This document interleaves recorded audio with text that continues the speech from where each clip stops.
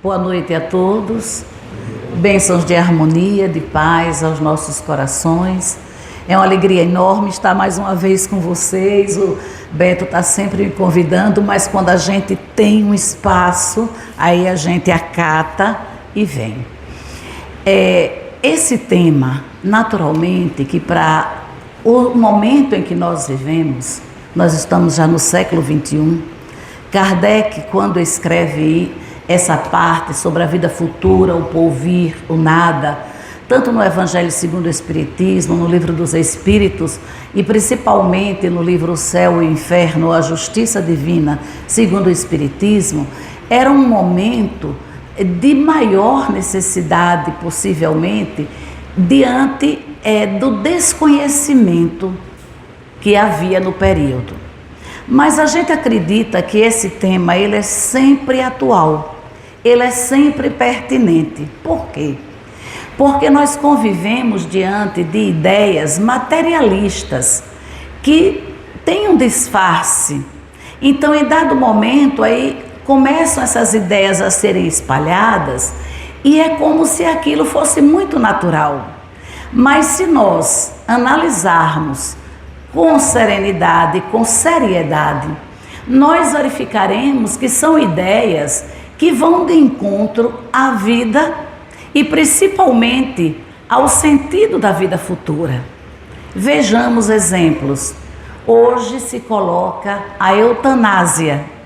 Eutanásia, quem acredita na vida futura, no porvir, que sabe, principalmente pelo conhecimento da doutrina espírita, das consequências que a eutanásia pode trazer, naturalmente que não consideraria isso algo de escolha somente. Claro, não deixa de não ser uma escolha, mas será que o indivíduo ele está devidamente preparado? Ele leu o suficiente? Ele conhece o suficiente da vida futura?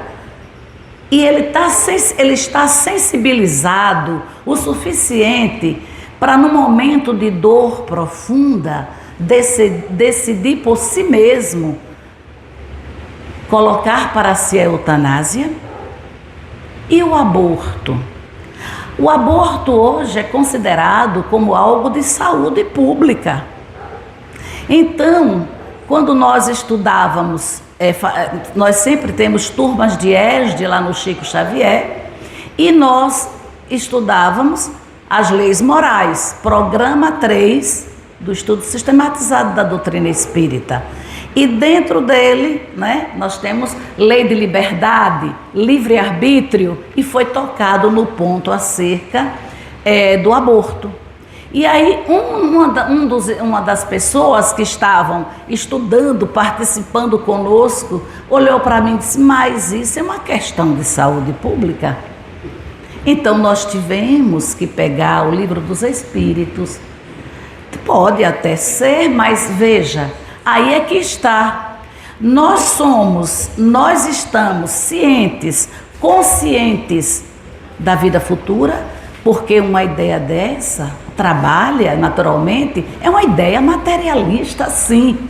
Pode até doer. Claro que uma pessoa, no momento de dor, uma jovem, no momento de sofrimento, ela pode optar por isso e não vai ser crucificada por isso, mas ela tem que ter consciência que terá débitos. Ela tem que ter consciência que ali há uma vida. Então, por isso, nunca é demais nós discutirmos os valores do que significa, que deve significar para todos nós a ideia da vida futura. Porque, claro que o nada é inaceitável.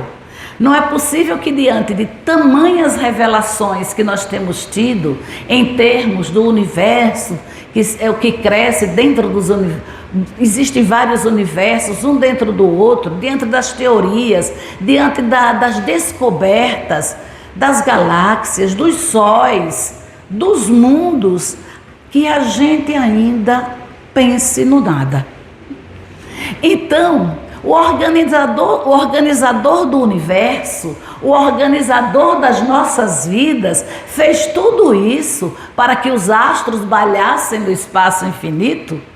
Ele criou vários mundos, não é? Para que pudessem circular no espaço dos mundos, as famílias dos mundos. Cria ininterruptamente os espíritos. Para quê? Para poder, quando terminar a vida física, de uma única vida, unicidade da vida, terminou, acabou e vem o nada, é inaceitável. Mas, de qualquer sorte, nós precisamos trabalhar quais são as consequências das ideias materialistas, quais são as consequências do nada. Por exemplo, a incredulidade, a descrença em Deus. Se há muitos que não querem chamar de Deus, chame de organizador da vida, não é assim que a ciência se dirige? Mas, de qualquer sorte, hoje, quanto mais se estudam, principalmente os biólogos, os botânicos, eles estão chegando à conclusão de que há algo que direciona tudo isso, porque é impossível essa existência de forma tão organizada, tão perfeita, não ter, na nossa concepção, um Criador.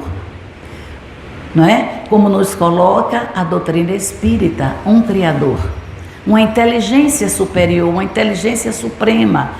A causa de tudo isso, tem que haver uma causa, naturalmente.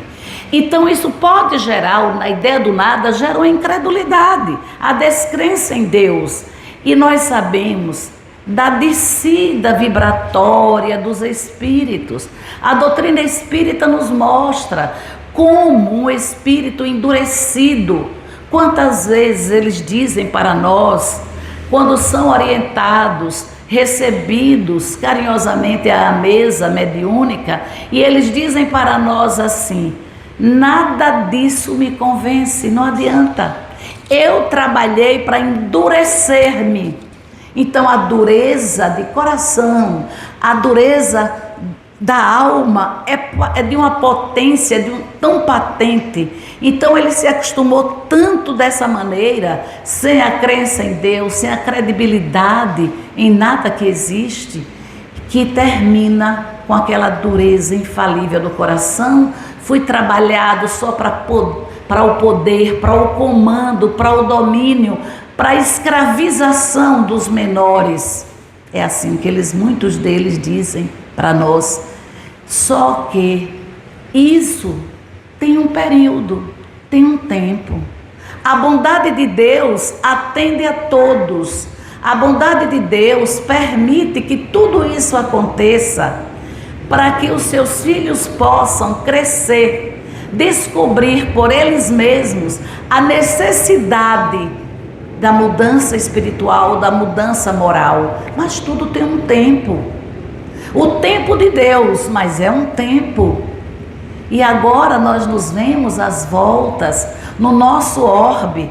Então a gente pensa que a transição, as dificuldades pelas quais nós estamos passando, sejam somente na vida física, na vida material. Não, na vida espiritual também.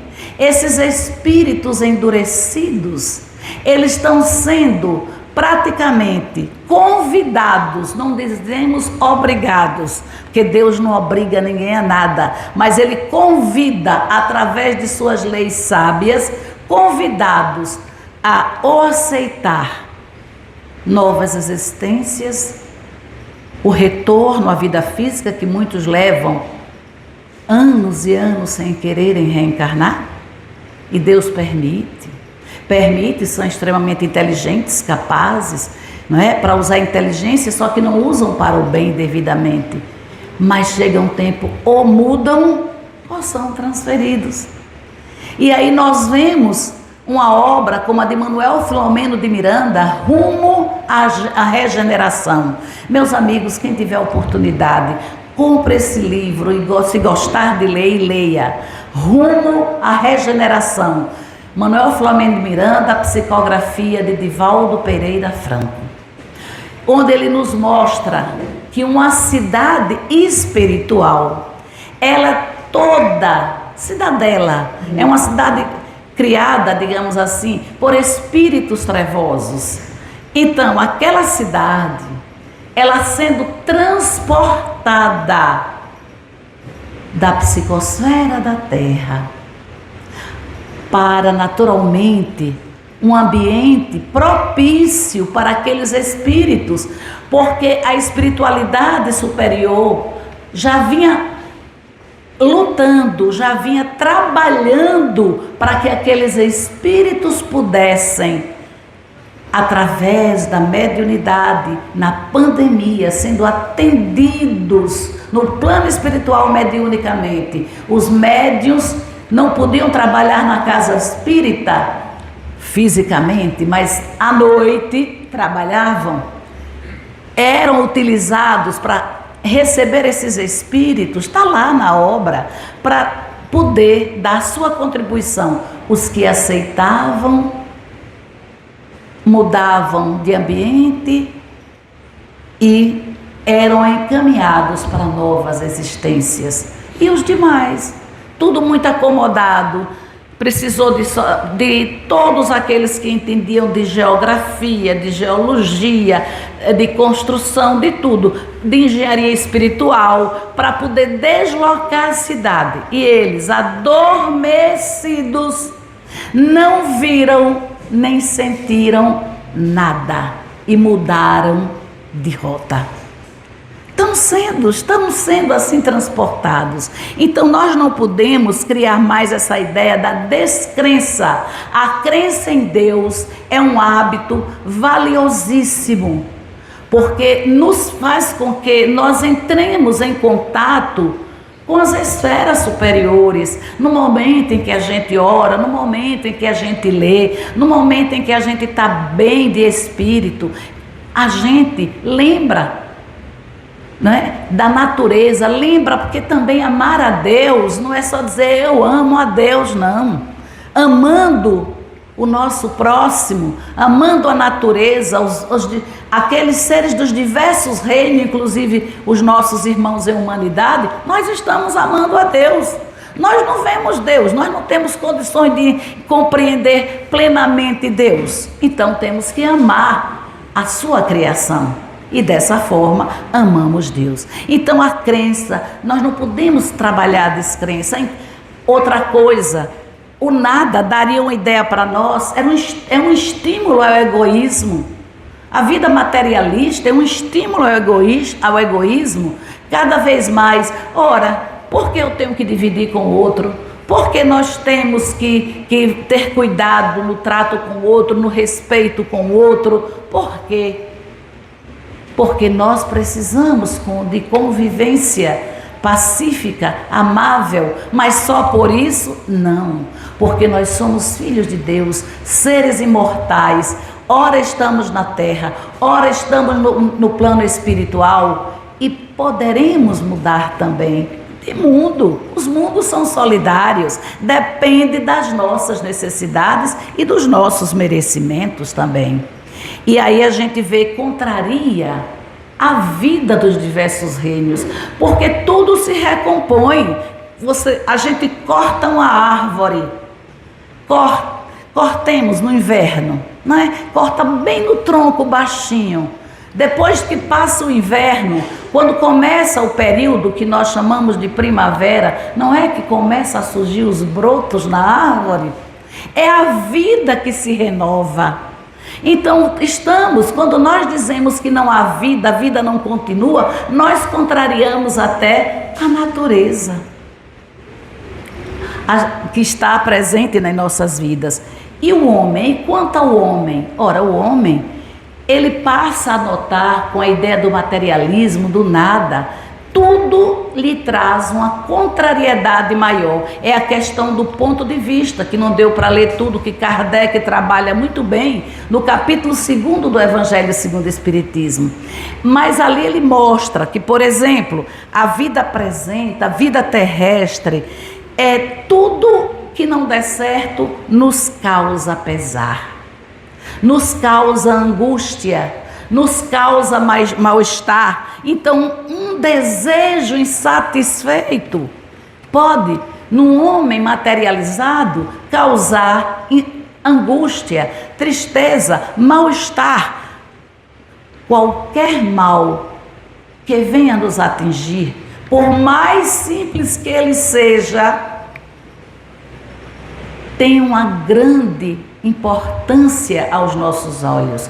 Por quê? E toma proporções gigantescas, porque a valorização que nós estamos dando não é das coisas espirituais, porque nós estamos na Terra enquanto espíritos, no mundo físico, que pode ser a Terra, pode ser outro orbe até, digamos assim, da nossa própria Via Láctea, né?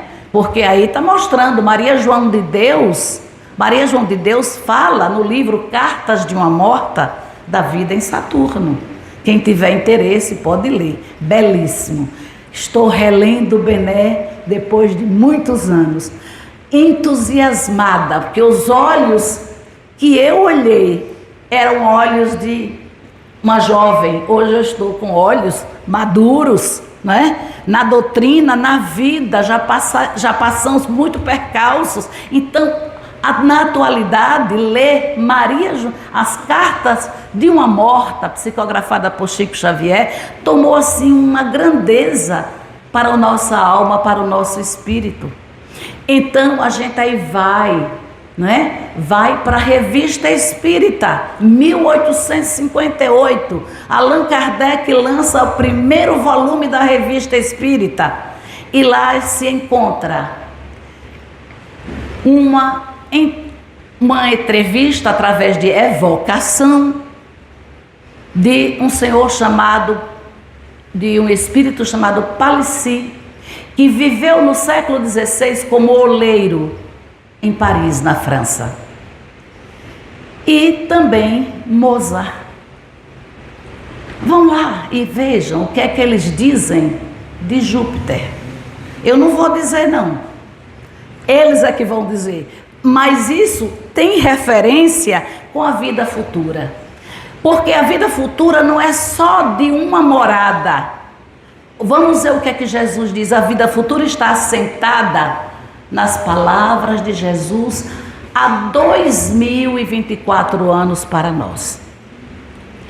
Quando Pilatos, é naquele célebre diálogo que Pilatos tem com Jesus, que Jesus é preso porque disse que queria ser rei. Então os rabinos queriam incriminá-lo, Anás, Caifás, não é? Queriam incriminar Jesus. Tinham que encontrar alguma coisa. E para que Pilatos, que era uma espécie de governador daquela região, recebesse Jesus representando Roma, tinha que ter algo de revelação política. Então disseram isso. Então Pilatos olha para ele e diz: tu és rei? E Jesus então responde: meu reino não é deste mundo. Se meu reino fosse deste mundo, a minha gente impediria que eu caísse nas mãos dos judeus. Meu reino ainda não é daqui. Então ele dá uma ideia não somente da vida futura no nosso mundo. Ele não falou em nação, em estado, ele falou mundo. Então ele mostra com isso a possibilidade da diversidade de mundos, da grandeza da criação de Deus. Então, vários mundos. A vida, então, não pode...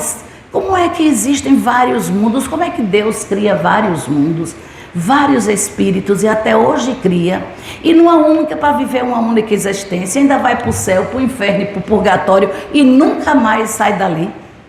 Gente, realmente isso é um período da vida da Terra.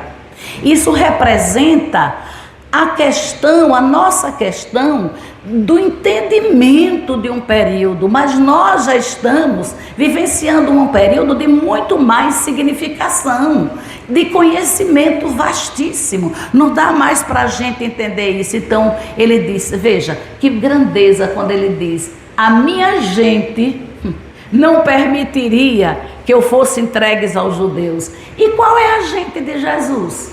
Não era Maria de Nazaré? Não era José, seu pai?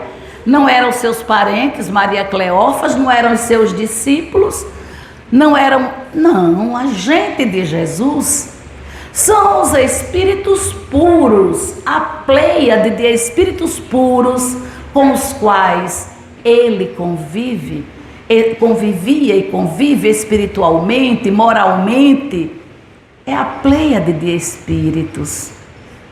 Então, é a sua gente, porque os demais são seus irmãos. Todos somos irmãos, inclusive esses espíritos puros da comunidade que ele pertencia. Mas nós não somos da comunidade dele ainda. Nós somos seus irmãos menores.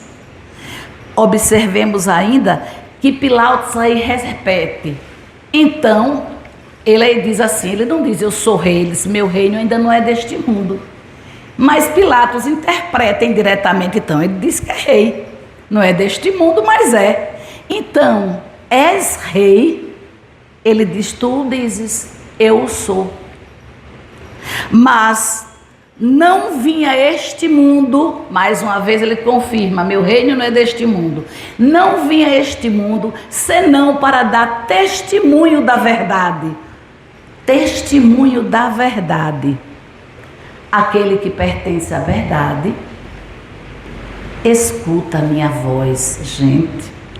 Muito claro.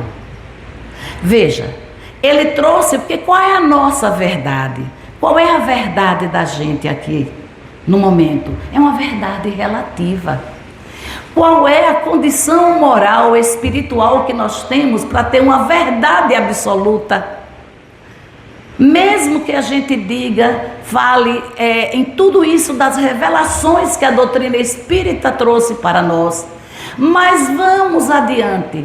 Daqui a 100 anos, um século, digamos que nós nos reencontrássemos nesse salão, num dia semelhante a esse, e fôssemos conversar, não é nem palestrar, conversar sobre o entendimento da doutrina espírita, sobre as verdades trazidas por Jesus no seu evangelho, na Boa Nova.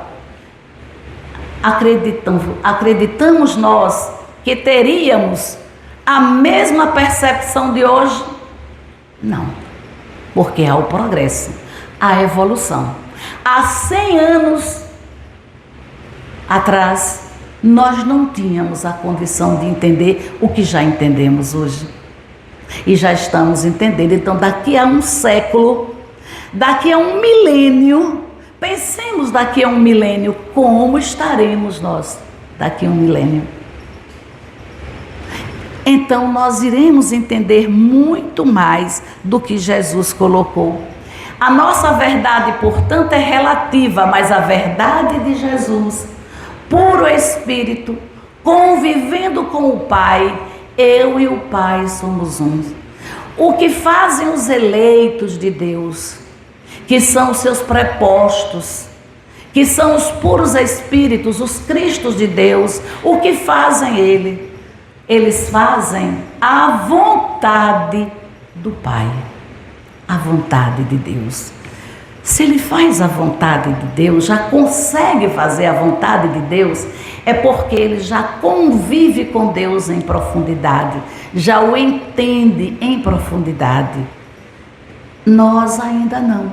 Então, aqueles que entendem, que procuravam entender, que conseguiam entender ou sentir o que Jesus trazia, esses escutaram. Mas os outros tiveram dificuldade, inclusive aqueles que o acusavam. Não é? Então a gente vê por aí como o alicerce da vida futura, ele se encontra no Evangelho de Jesus. E então a gente mais uma vez se indaga, e o Espiritismo? Qual é a visão do Espiritismo sobre a vida futura? Ele assenta todas as suas bases do cristianismo. Porque a doutrina espírita assenta as suas bases no cristianismo. Como nos diz o próprio Espiritismo, o Espiritismo como nos diz Kardec, melhor dizendo, o Espiritismo é o cristianismo redivivo, que volta, retorna em sua pureza para todos nós. Então, claro que não pode existir Espiritismo sem Evangelho. Não pode existir Espiritismo sem Novo e Velho Testamento como alicerces para o entendimento daquilo que Jesus trouxe. Então nós estamos ligados a todos esses ensinos e conteúdos, como nos diz Haroldo Dutra Dias, para que possamos entender as verdades trazidas pelas vozes do céu. Porque agora o Espiritismo chega para nós pelos mesmos prepostos celestes, por aqueles espíritos superiores, nem todos são Cristos de Deus, mas são espíritos superiores que já têm bondade, conhecimento e sabedoria. Ele se encontra na última escala, digamos assim, na última classe da segunda ordem, bons espíritos. Os superiores, quer dizer, os superiores já têm conhecimento da ciência, têm sabedoria e têm bondade. Então, é superior. Então, são as vozes dos céus que nos trouxeram essas informações. E então, o Espiritismo dá claridade e expande as noções do cristianismo. A gente não gosta muito de dizer que o Espiritismo complementa o cristianismo. O cristianismo não necessita de complementação, ele necessita de expansão pelo entendimento. Porque nada do que Jesus disse contraria aquilo que os espíritos superiores trouxeram depois para nós. Então a vida espiritual com a doutrina espírita torna-se uma realidade.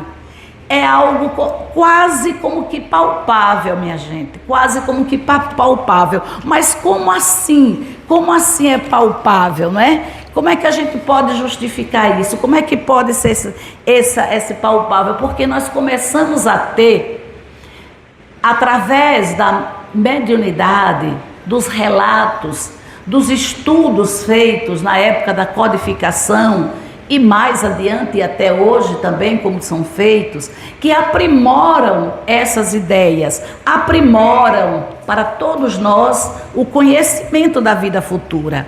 Então, a morte, né? A morte não é mais algo, não é só o fechamento da vida. E às vezes a gente fica assim imaginando que tristeza não deve ser para uma pessoa materialista perder um ente querido.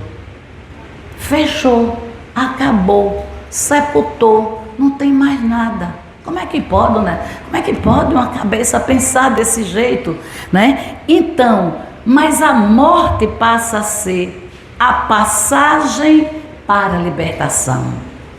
A passagem para a continuidade da vida. A continuidade da vida. Só que a vida no plano espiritual, a vida no mundo dos espíritos, não é?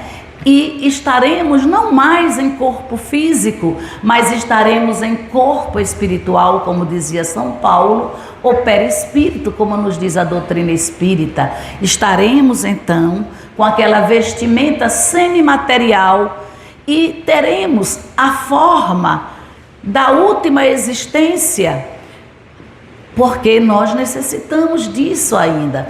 Não é todo espírito que consegue estar modelando o perispírito e se apresentar como foi em outras existências.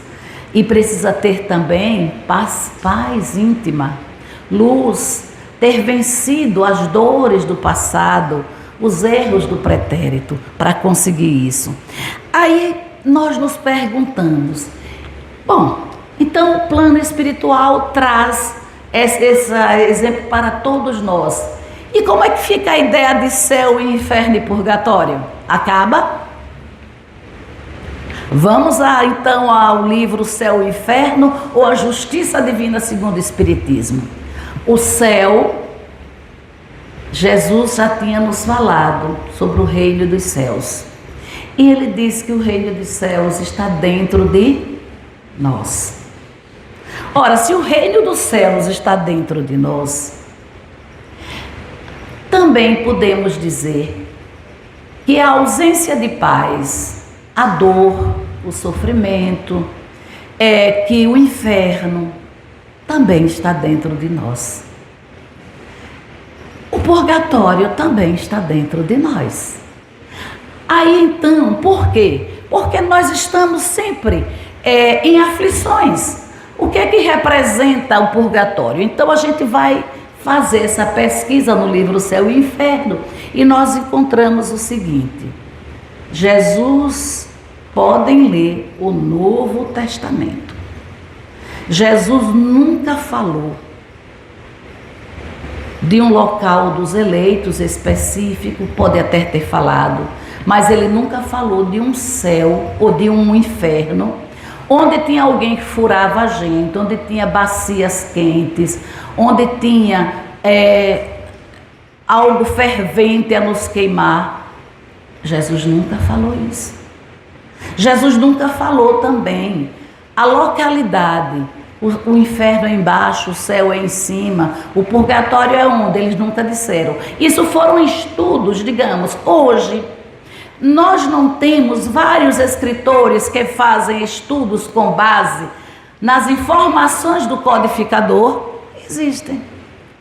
Nas informações do Novo Testamento, do Velho Testamento, por exemplo, não é?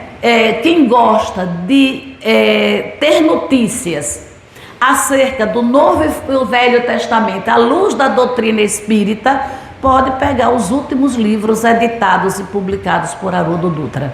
Maravilha, Gênesis, Levítico, tá tudo lá, né? Êxodos, explicado. O Evangelho de João, ele lançou recentemente uma obra sobre os estudos que ele fez online do Evangelho de João e que continua fazendo. Como interpretar o que João Evangelista, como um médium inspirado, fez narrando o Evangelho de Jesus.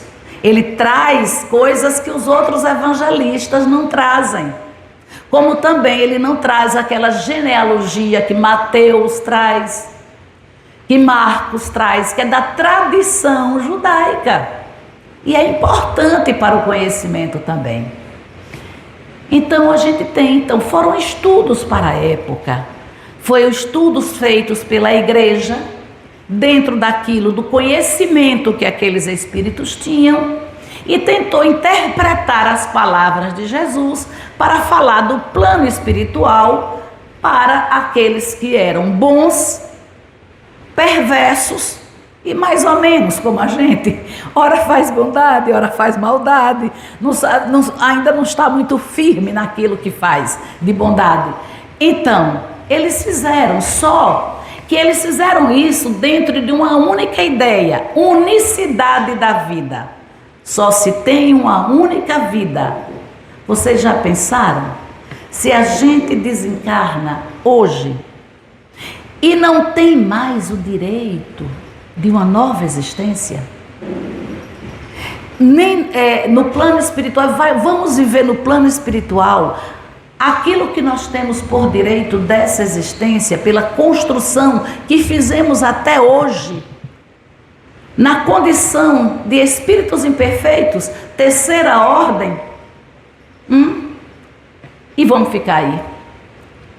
Não, é inconcebível também. Então eles fizeram isso. Então a ideia de céu, inferno, purgatório está voltado para a ideia de uma única vida. Ou então nós vamos encontrar aquele sofrimento inteiro, purgando para depois sair, ou ficar, ou permanecer. Aí vocês dizem assim: mas o que é então o umbral? Não é? O que é umbral? O que são as trevas? O que são esses mundos superiores que a doutrina espírita fala? Não é essas coisas, não.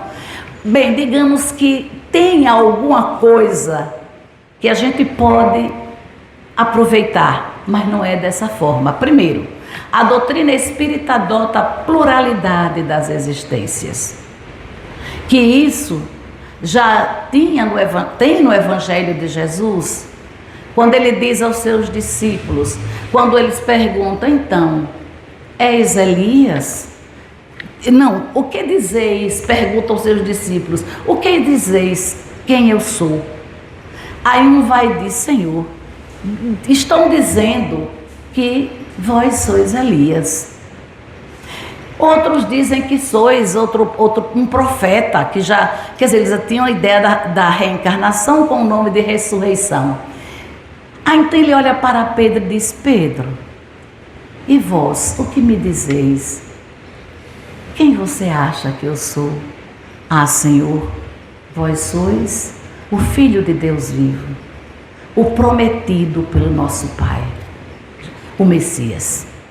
Então ele diz, bem-aventurado tu és, porque não falaste por tu mesmo, mas pelas forças espirituais maiores, quer dizer, falaste pelo mundo maior. Ele foi o veículo de transmissão. Ele naquela hora foi utilizado, inspirado para falar que ele era o Filho de Deus vivo. Dessa maneira, né, é que a gente vai entender que o Espiritismo não adota essa linha de pensamento como está colocado nas religiões cristãs tradicionais. E como é que fica então as comunidades? Ficam assim. Digamos que nós temos comunidades de espíritos. Nós não temos comunidades na Terra, nos estados, formam-se as cidades, os estados, os países, né? As nações. A gente vai ver assim os continentes com culturas, características diferentes, evolução espiritual diferente, evolução intelectual diferente, costumes, hábitos diferentes. As comunidades no plano espiritual são formadas assim.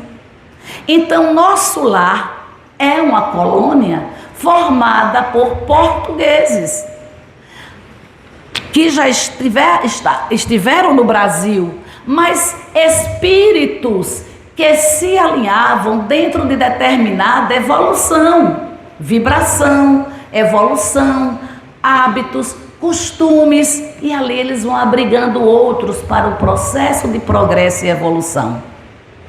Aí então a gente vai para o livro Libertação e nós encontramos a cidadela. Aquele que governa a cidadela era o espírito, né? Era um espírito cruel, Gregório, perseguidor, que utilizava espíritos menos felizes, espíritos devedores da lei, para escravizá-los. E então, era uma comunidade de que tipo? Não tinha espíritos bons ali dentro. Não tinha beleza nas construções.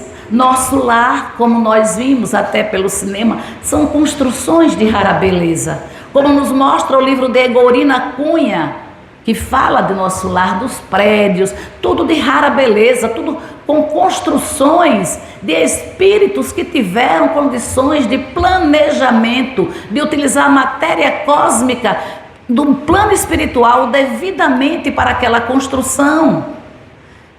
Mas a cidadela é toda retorcida, os palácios são feios, retorcidos, as árvores são retorcidas e a natureza não tem a beleza. As aves são de agouro, elas não cantam, elas piam. Aqui não existe nenhum preconceito, porque as aves que piam são também criação de Deus, não é? Os abutres existem porque eles são necessários nos mundos de provas e expiações e nos mundos primitivos. Talvez nos mundos de regeneração. Acredito que possivelmente nossos irmãos abutres não mais necessitem permanecer com essa natureza em mundos ditosos e felizes, porque lá só existem espíritos superiores. Então, não vão, ou eles poderão até piar, mas não precisarão mais se alimentar de carne apodrecida. Então, e as comunidades Emmanuel, então a gente vai ver que Emmanuel, vou dar uma pressinha por causa do horário, Emmanuel fala no livro A Caminho da Luz, Emmanuel diz assim para nós, que ele comenta que os espíritos formam comunidades espirituais, podendo ser inferiores ou superiores. Então a gente vê inferior, nós demos exemplo da Cidadela. O nosso lar é intermediário, não é superior também não, é intermediário. Aí a gente tem notícia, por exemplo, que acho lindo no livro entre o céu e a terra, entre o céu e a terra, você encontra, que também é de André Luiz, ali eles falam de uma comunidade, Lar da Bênção, belíssimo. O Lar da Bênção, uma das coordenadoras é Blandina, tem a sua avó, tem outros, são departamentos, em cada departamento tem como que pessoas que cuidam, habilitadas, para receber mães que não tiveram oportunidade ou não souberam ser mães devidamente e precisam de um curso espiritual, de serem trabalhadas no sentimento, na sensibilidade, na amorosidade, no acolhimento, para poder para voltar no exercício da maternidade. E crianças, espíritos que desencarnaram crianças e que não têm condições de assumirem o seu antigo formato espiritual. Então elas permanecem crianças, são tratadas com crianças com muito amor, tem as mães que cuidam dela. É lindo. Leiam, quem quiser entender o que é a reencarnação nas nossas vidas, leio Entre o Céu e a Terra, que a gente vai perceber muito bem como é que é esse entrelaçamento entre as vidas e entre os espíritos. Então tá lá, é um departamento, tá no plano espiritual. São espíritos que se uniram e disseram, por afinidade espiritual, por amorosidade, por afinidade moral, vamos amparar as mães da terra. Vamos amparar as crianças que desencarnam, porque a ideia que se tinha é que as crianças iam para o limbo, vão para o limbo, e isso está nas religiões tradicionais cristãs. Não quero citar o nome para não ser agressivo, mas está lá. Limbo, nada de limbo, quem não era batizado ia para o limbo, quer dizer, ia ser castigado, porque não deu tempo de ser batizado, não é? Mas nada disso. Elas estão nessas regiões, são acolhidas, elas brincam, elas são tratadas. Quem está doente, acamado, é atendido com muito amor e se prepara uma nova existência para aquele espírito. Então vale a pena a gente ver. Então são essas comunidades. Quer dizer, não é bem como nós pensamos. É formado pelos nossos sentimentos, nós nos agregamos por afinidade moral, afinidade espiritual. E tudo isso está voltado para quê? Para outras duas leis, lei do trabalho e lei do progresso. Tudo progride, nada no universo está ocioso. Tudo trabalha. Aqueles que chegam nesse livro mesmo, tem duas histórias muito interessantes, eu gosto muito dele, é de Chico Xavier, Luz Acima, que tem um que foi assim, um cristão fervoroso e que ele queria a todo custo de chegar no céu. Ele queria o céu, porque ele fez todo o bem que ele podia, então ele queria o céu, ele tinha direito ao céu. E ele morre com tranquilidade. Talvez até mais do que nós espíritas, com todo o conhecimento que temos. Mas ele é conduzido, não é? Desde o momento do desencarne, veja como ele tinha merecimento. Um fio o conduziu para a morada em que ele devia ficar. E ele então, quando lá chega, ele então é atendido. E ele escuta movimento, barulho. E ele diz assim: será que eu estou ouvindo mal? Eu estou ouvindo movimento? Tem alguém trabalhando aqui? E o instrutor diz: tem, aqui se trabalha. Em todo ponto do universo há trabalho. Ele disse: então não é esse céu que eu procuro? Ele disse: não, mas é esse mesmo. O único céu que nós conhecemos, quer dizer, céu no sentido de ser um local de paz, de tranquilidade, é o mundo das lesmas. Elas vivem no arbóreum, no meio das folhas secas que caem e das folhas e flores secas que caem. Elas vão ali, ó, as lesminhas, são também, não é? São projetos divinos, não é? Com princípios espirituais começando a se desenvolver, e elas estão ali. Ali a calmaria perfeita. Gostarias de ir para o arbóreum? Ele: não, eu fico aqui mesmo. Então vamos trabalhar. Então, a vida futura é feita de comunidades específicas, segundo o nosso progresso, a nossa evolução.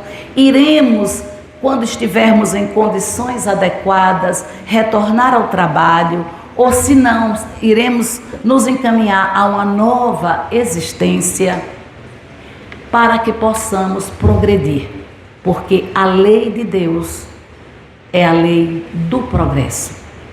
Muita paz e que Jesus nos abençoe.